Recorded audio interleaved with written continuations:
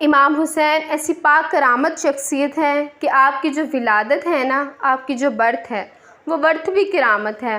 آپ 6 مہینے میں آپ کا جو حمل تھا ماں کے پیٹ میں، یاد رہے آپ 6 مہینے رہے، اور یہ بھی یاد رہے کہ پوری دنیا میں سیدنا یحییٰ علیہ السلام اور امام عالی مقام امام حسین کے علاوہ ایسا بچہ زندہ نہیں رہا جس کی مدت حمل 6 ماہ ہوئی ہو، یعنی آپ فرام آف دی ڈے 1 کی ولادت ہی کرامت ہے۔ سبحان اللہ۔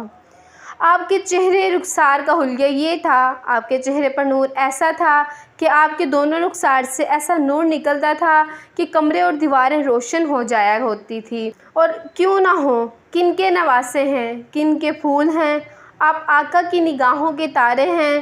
اب جو امام حسین رضی اللہ تعالیٰ عنہ جب کربلا کے لیے روانہ ہوئے نا، تو آپ سے مزید کرامت کا نزول ہوا، اور علماء کہتے ہیں کہ جو یہ کرامتیں تھیں بیسکلی امام حجت کے لیے، مزید ان کو سمجھانے کے لیے تھی کہ دیکھو میں کون ہوں، میرے ساتھ کیسے معاملات ہو رہے ہیں، مجھ پر ظلم نہ کرو۔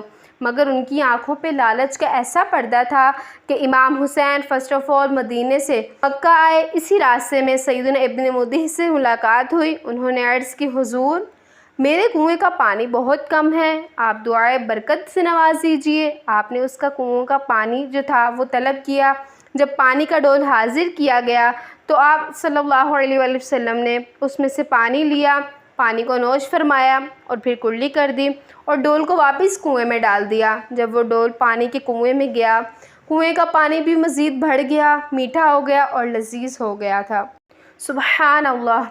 تو یہ امام حسین کی کرامتوں کا سلسلہ رہا۔ اس کے بعد آپ جب بالکل ایگزیکٹلی 10 محرم الحرام کا دن آ گیا، یاد رہے وہ دن جمعہ کا تھا۔ 10 محرم یہ واقعہ ہوا کربلا کے میدان میں۔ آپ خطبہ ارشاد فرما رہے ہیں، ان کو سمجھا رہے ہیں کہ دیکھو میں کون ہوں، یہ ظلم مت کرو۔ تم کیا جواب دو گے جو کلمہ پڑھتے ہو جس نبی کا، جو آپ کے خیمے تھے، جہاں خاندان کے افراد تھے، وہاں خندق میں آگ بھی جل رہی تھی۔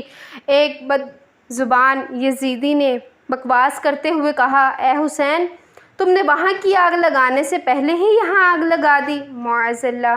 وہ کہنا چاہ رہا تھا کہ اے حسین مرنے کے بعد بھی تجھے جہنم کی آگ میں جانا ہے۔ امام علی مقام نے سنا اور کہا، اے دشمن، خدا را تو جھوٹا ہے، تو یہ گمان کرتا ہے کہ میں دوزخ کی آگ میں جاؤں گا۔ امام علی مقام کے قافلے کے جانثار نے کہا کہ آپ مجھے اجازت دیں تو میں بھی اس کا سر قلم کر دوں۔ آپ نے اجازت نہیں دی۔ آپ نے فرمایا کہ حملے کا آغاز ہماری طرف سے نہیں ہو سکتا، کیونکہ اس لیے کہ ہمیں یہ بھڑکا رہے ہیں کہ ہماری طرف سے پہل ہو جائے اور یہ کہیں کہ ہم نے تو حملہ کیا ہی نہیں تھا، امام حسین والوں نے ہی حملہ کیا تھا۔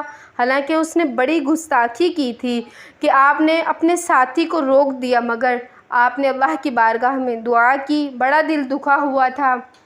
آپ نے کہا، اے رب قہار، اس کو عذاب نار میں سزا دیں، اس دنیا میں بھی اور آخرت میں بھی۔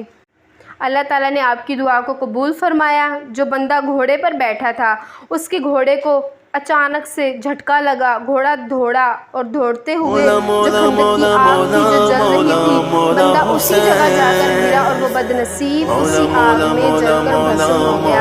امام علی مقام نے سجدہ شکر کیا اور اللہ عز و جل کی بارگاہ میں عرض کی، یا اللہ تیرا شکر ہے تو نے آل رسول کی گستاخی کو سزا دی۔ جہاں بھی ان کے سامنے بھی یہ واقعہ ہو رہا ہے، سارے لوگ دشمن سامنے کھڑے ہیں اور یہ آپ کی دعا قبول ہو رہی ہے، آپ نوش جس نے شہادت کا جام اس حسین ابن حیدر پہ